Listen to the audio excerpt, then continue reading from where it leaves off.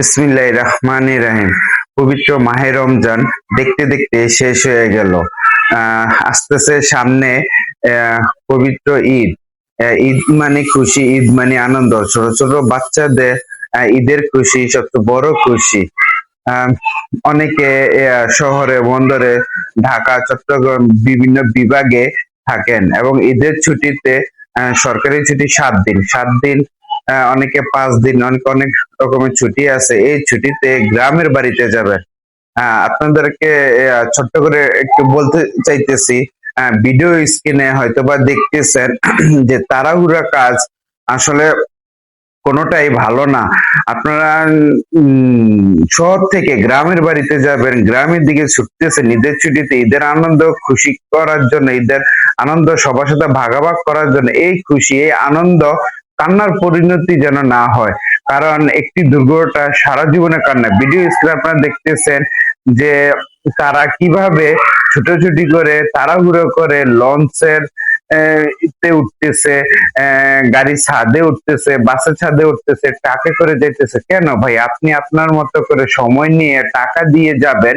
যদি 10টা মিনিট দেরি হয়, যদি 1 ঘন্টা দেরি হয়, তাহলে নিরাপদে বাড়ি ফিরবেন। কারণ ঈদের খুশি যত বড় খুশি, ঈদ সবার সাথে ভাগাভাগ করে নেওয়ার জন্য, দেওয়ার জন্য, একসাথে ঈদ কাটানোর জন্য বাড়িতে যাবেন। আর এই খুশিটা, এই আনন্দটা যদি কষ্ট ও কান্নার পরিণতি হয়, তখন কিভাবে হবে?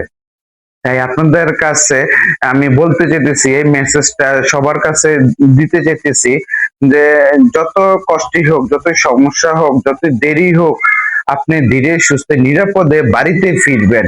কখনো তাড়াহুড়ো করে লঞ্চে উঠবেন না, কখনো তাড়াহুড়ো করে বাসের ছাদে উঠবেন না, তাড়াহুড়ো করে ট্রেনের ছাদে উঠবেন না, ট্রাকে করে বাড়িতে যাবেন না।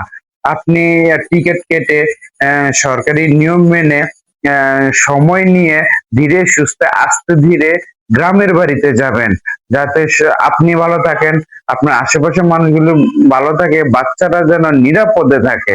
কারণ আপনার একটি ভুলে সারা জীবনের কান্না। কারণ আপনার দিকে তাকিয়ে আছে আপনার ফ্যামিলি, আপনার পরিবার।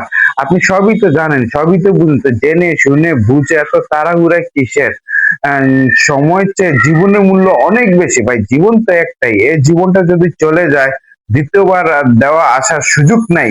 কিন্তু এই বাস মিস করলে আবার পরের বাস পাবেন, এই লঞ্চ মিস করলে পরে একটা লঞ্চ পাবেন, এই ট্রেন মিস করছেন পরে আরেকটা ট্রেন পাবেন।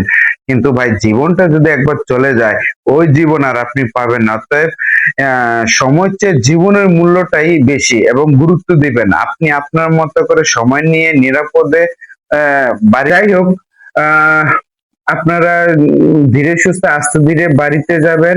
নিজে খেয়াল রাখবেন, পরিবার দিয়ে খেয়াল রাখবেন। সবাই ভালো থাকবেন। জি, আসসালামু আলাইকুম।